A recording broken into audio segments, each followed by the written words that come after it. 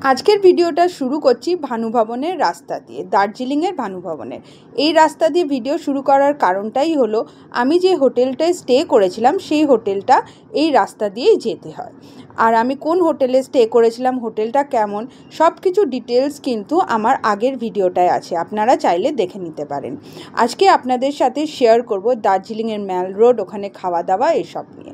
আপনারা সবাই জানেন যে মহাকাল মার্কেট যেটা ছিল ওইটা ওখান থেকে উঠিয়ে দেওয়া হয়েছে, আর উঠিয়ে এটা ভানু ভবনের যে ট্যাক্সি স্ট্যান্ডটা আছে ওর একদম অপোজিটে এই মার্কেটটাকে নিয়ে আসা হয়েছে। মার্কেটটা কিন্তু সেম আগের মতনই আছে, একটাই চেঞ্জেস এখানে দেখলাম যে দামটা আগে যেরকম বার্গেনিং করে অনেকটা কমানো যেত অতটা কিন্তু এখানে কমানো যায় না আমার দেখে যা মনে হলো।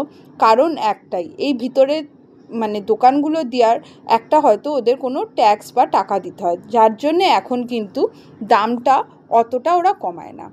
এই জায়গাটাও কিন্তু বেশ বড়, আগের মার্কেটটা পুরোটাই এখানে চলে এসেছে। সরস্বতী মায়ের মূর্তিটা দেখুন কি অপরূপ লাগছে। এই জায়গাটা কিন্তু বেশ শান্ত বলা একদমই যাবে না, জমজমাট একটা জায়গা, যেরকম ম্যাল রোডে ছিল সেরকমই। এখান থেকে আপনারা কিন্তু গরম জামা কাপড়, স্কার্ফ এইসবই বেশি কিনতে পারবেন, হার এইসব। চলুন এবার দেখে নিই ম্যাল রোড। যতই মার্কেট ম্যাল রোড থেকে চলে যাক, ম্যাল রোডের কিন্তু সেই রৌনকটা কোনো দিন যাবে না। সেই লোকের ভিড়, সেই সবাই বসে আড্ডা দিচ্ছে, ঘোরা, এই সব জিনিস কিন্তু ম্যাল রোডে এখনও আছে।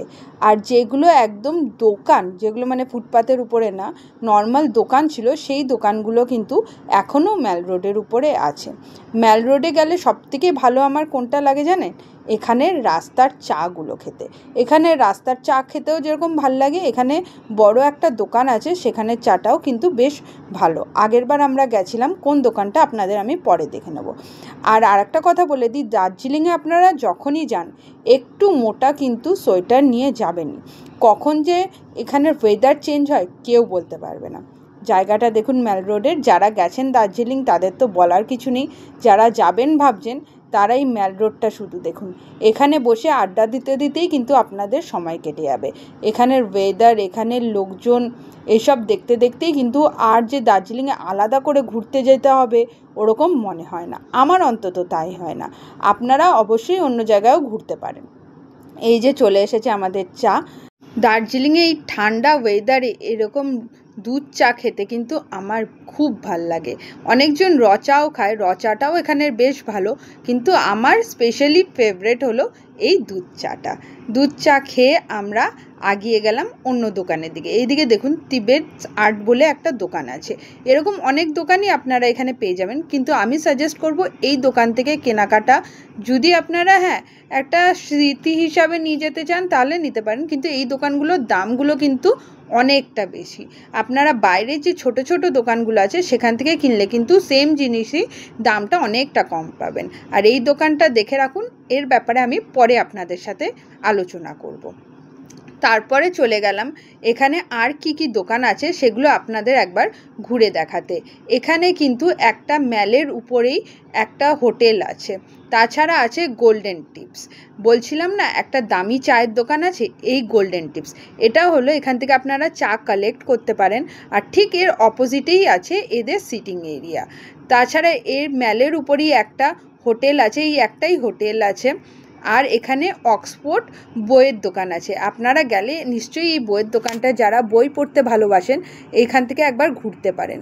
ভিতরে কিন্তু অনেক নানা রকমের বই আপনারা পেয়ে যাবেন। তাছাড়া একটা লিকার শপও আছে এখানে, সব রকমের জিনিসপত্রই কিন্তু এখানে পেয়ে যাবেন। আর এই দেখুন অপোজিট, ঠিক একদম অপোজিটেই আছে গোল্ডেন টিপসে বসে চা খাওয়ার জায়গা।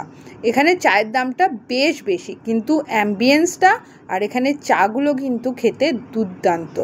একটা চা নিয়ে আপনারা সারা সন্ধেটা কিন্তু এখানে কাটিয়ে দিতে পারবেন। এইসব দেখতে দেখতে ম্যাল রোড ঘুরতে ঘুরতে চলে গেছিলাম অন্যদিকে।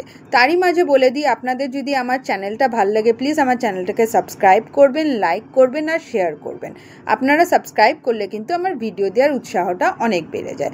একদম ম্যালের উপরে এরা বলে একটা কিন্তু বার কাম রেস্টুরেন্ট আছে। এখানে লাইভ পারফরমেন্স হয়, এখানে ড্রিঙ্কস পাওয়া যায়, তাছাড়া কিন্তু খাবার দাবারও ওই হোটেলটা বার কাম রেস্টুরেন্টটার বেশ ভালো। এইসব দেখে আমরা এবার চলে গেছিলাম গ্লেনারি আর কেভেন্টার্সের দিকে। এখানেও একটা বিশাল বড় মার্কেট বসে। এই মার্কেটগুলো তোলেনি, শুধু ম্যালের উপরে যে মার্কেটগুলো ছিল আর মহাকাল মার্কেটটা যেদিকে ছিল ওই মার্কেটগুলোই কিন্তু উঠিয়ে নিয়েছে। এই দিকের বেশিরভাগ মার্কেটটাই কিন্তু দোকান, তার জন্যে এখানে ওঠেনি। ফুটপাতে যে দোকানগুলো ছিল সেগুলোই উঠিয়ে কিন্তু ওই ভানুভবনের ওখানে শিফট করা হয়েছে।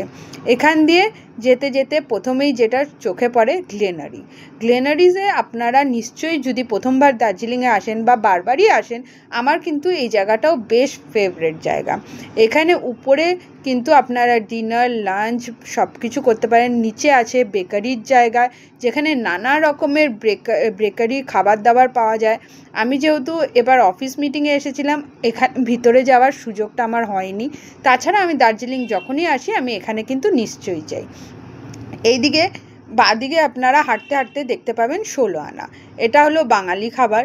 16 আনা আপনারা সবাই জানেন, কিন্তু আমি সাজেস্ট করব এখানে এসে এখানের 16 আনাটায় না খাওয়াই ভালো, কেন কি আমার কিন্তু পার্সোনালি এখানের খাবার দাবার একদম ভালো লাগেনি। তারপরে চলে গেছিলাম কেভেন্টার্সে। কেভেন্টার্সেও কিন্তু আমি কিছু উপরে খাইনি, যেহেতু বললাম অফিস থেকেই সব খাবার দাবার ছিল। এখানে মেনলি নিতে গেছিলাম এদের ঝাল লঙ্কা আচারটা নিতে, যেটাকে ডেলো বলে, আই থিঙ্ক ডেলোই আর ডেলোই এরকম কিছু একটা বলে। এই আচারটা আমার ওয়ান অফ দ্য ফেভারিট। ডাল ভাত দিয়ে এটা খেতে হেভি লাগে। তো আমি যখনই দার্জিলিং যাই দুটো জিনিস কিন্তু আমি সবসময় নিই। একটা এই আচারটা, এই দেখুন এই গোল লঙ্কার যে আচারের পেস্টটা হয় সেটা, এই যে এটা আমি নিয়েছিলাম। আর এখানে কাপগুলো যেগুলো পাওয়া যায়, ঢাকনা দেওয়া কাপ, এই দুটো জিনিস কিন্তু আমি অবশ্যই এখান থেকে নিই। কাপ নেওয়ার একটা কিন্তু আমার নেশা আছে, কাপ জমিয়ে রাখার, ওরকম ঢাকনাওয়ালা কাপ কালেকশন করা।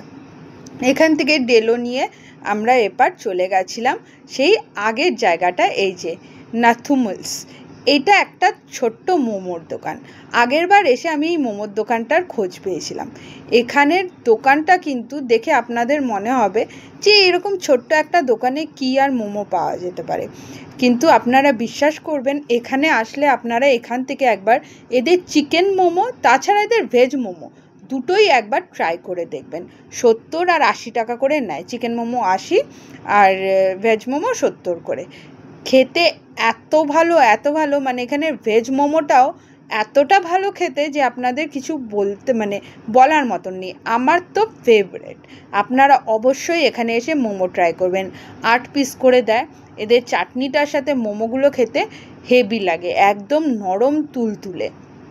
তারপরে চলে গেছিলাম আবার সেই মহাকাল মার্কেটে, কেন কি সন্ধ্যার পরে এখানে কিন্তু খাবারের দোকানগুলো বসে। চাউমিন, রোল, ফুচকা, মোমো, এই সব দোকান কিন্তু রাত্রিবেলার দিকে, রাত্রি বলতে সন্ধ্যার বেলার দিকে এখানে কিন্তু বসে। দেখুন কত ফুচকার দোকান, ফুচকা, ঝালমুড়ি, যা যা এখানে স্ট্রিট ফুড পাওয়া যায়, যেগুলো আগে পাওয়া যেত ম্যাল রোডে, সেগুলো সব কিন্তু এখানে বসে। তাছাড়া এখানে cheese chowmein, cheese roll, momo তো পাওয়াই যায়। এখানের মোমোটাও একবার ট্রাই করে দেখলাম, কিন্তু বিশ্বাস করুন এখানের মোমোটা ভালো, কিন্তু ওই দোকানের মোমোটার মতন কিন্তু আমার মনে হলো না। এখানে 50 টাকায় আপনাদের 6 পিস না 7 পিস দেবে, 7 পিস দেবে মনে হয়, আমি ঠিক ভুলে গেছি। কিন্তু দামটা কম বলেই হয়তো ভিতরে স্টাফিংটা অতটা থাকে না।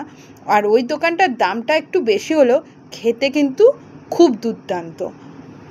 এখান থেকেও মোমো ট্রাই করে তারপরে একটু চা খেয়ে ফিরে গেছিলাম আবার হোটেলে। আপনারা দার্জিলিংয়ে আসলে পরে এখানে চা আর মোমো অবশ্যই ট্রাই করবেন।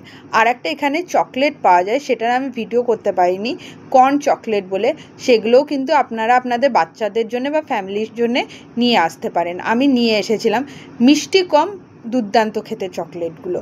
মানে আমরা গ্রুপে গেছিলাম, আমরা 25 জনই ওখান থেকে কিন্তু চকলেট কিনেছিলাম। তারপরে একটু ভিউ দেখলাম, নাইট ভিউটা দেখেছেন, পাহাড়ের কোলে কি সুন্দর লাইট জ্বলছে, এই দৃশ্যটা দেখতে আমার খুব ভালো লাগে। অন্ধকারের মধ্যে ছোট্ট ছোট্ট জোনাকির মতন লাইটগুলো মনে হয় দূরে।